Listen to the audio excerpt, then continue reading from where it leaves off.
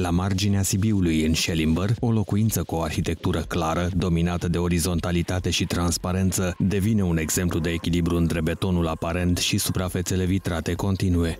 Proiectată de arhitectul Eliodor Streza, casa a fost ridicată în regie proprie de proprietar, un constructor experimentat aflat la 8-a colaborare cu același arhitect. Dacă în primă fază proprietarul a ridicat această locuință pentru el și familia sa, acum proprietatea este de vânzare. Beneficiarul și-a dorit o desfășurare funcțională cumva clasică pentru o locuință, o zonă de zi cu open space, bucătărie, living și 3 dormitoare, dintre care unul matrimonial.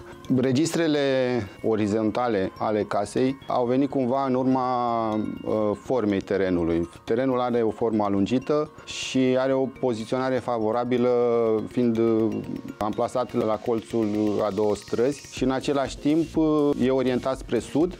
Concepută pe o compoziție volumetrică simplă, casa mizează pe proporții riguroase între plin și gol, iar transparența este tratată ca material de construcție. Stâlpii metalici la colțuri eliberează spațiul interior, iar vitrajele de mari dimensiuni transformă lumina naturală în principalul element de design. Continuitatea vizuală și spațială, prin folosirea sticlei, creează o percepție extinsă a exteriorului spre cadrul natural al curții. Pentru a maximiza această transparență care ajută să te simți la interior ca și cum ai fi în curte, pentru a maximiza rolul acesta al transparenței interior-exterior, am încercat să minimizez prezența structurii folosind niște stâlpi din metal foarte subțiri, care eliberează planul din sticlă de toate aceste constrângeri structurale. Mai mult, în felul ăsta sunt eliberate colțurile sticlei, unde nici nu am folosit montanți.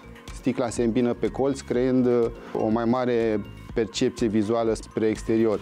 Deși sticla domine estetica generală, interiorul nu transmite senzația de rece. Betonul, metalul și lemnul sunt puse în dialog printr-o paletă cromatică neutră, pardosel din parchet chevron și accente calde care temperează caracterul industrial al volumelor. Culorile cumva sunt o rezultantă a folosirii unor materiale naturale, care au cea mai sinceră expresie. Folosim lemnul pentru parchet sau placări de pereți, piatra naturală, metalul, nuanțe și tonuri de gri-alb. Toate acestea creează un fundal foarte unitar și calm pentru tot ce înseamnă după aia locuirea, amplasarea de mobilier, de texturi, de perdele. Casa devine cumva atemporară, nu se demodează spațiul.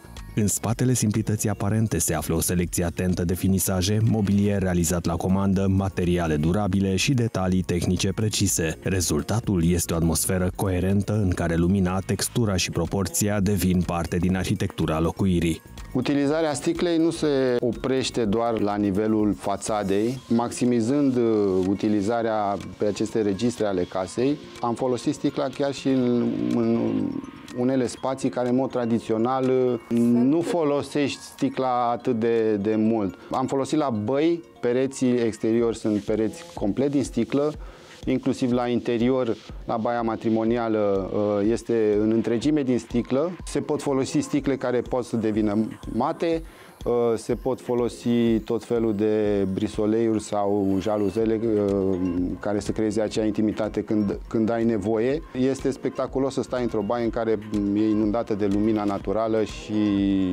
vezi vegetația de afară sau vezi peisajul. Construcția în regie proprie a însemnat control deplin asupra fiecărei etape, de la detaliul tehnic la execuție. Proprietarul s-a implicat direct în șantier, coordonând echipele și adaptând proiectul la realitățile de execuție, un proces care, deși laborios, a dus la o casă exact așa cum și-o imagina. Discuția despre regie proprie are avantaje și dezavantaje. Regia proprie apare de obicei în momentul în care beneficiarul vrea să-și etapizeze investiția și atunci cumva construcția se desfășoară pe o perioadă de mai multă de timp, în funcție de buget. Un element important care apare aici, nu mai avem presiunea termenelor de execuție cum are un antreprenor general. Și atunci, neavând acest project manager de la antreprenor general, sarcina asta cade cumva în sarcina arhitectului. Deschiderea către grădină și terasa protejată prelungesc interiorul în peisaj, creând o continuitate fluidă între spațiul de zi și zona verde. Lumina naturală traversează întreaga casă, oferind senzația de intimitate și libertate în același timp. Mai mult decât o locuință, proiectul devine un exercițiu de arhitectură personală. Deși este folosită o mare cantitate de suprafață vitrată, casa îndeplinește normele de eficiență energetică, atingând standardele NZEB, prin folosirea unor materiale de calitate, termoizolații, tâmplărie din aluminiu cu rupere de punte termică, geamuri tripan. O casă manifest despre simplitate și lumină, construită cu rigoare, dar și cu emoție. O demonstrație că atunci când arhitectul și proprietarul împărtășesc aceeași viziune, rezultatul devine mai mult decât o locuință, devine o expresie a modului de a trăi.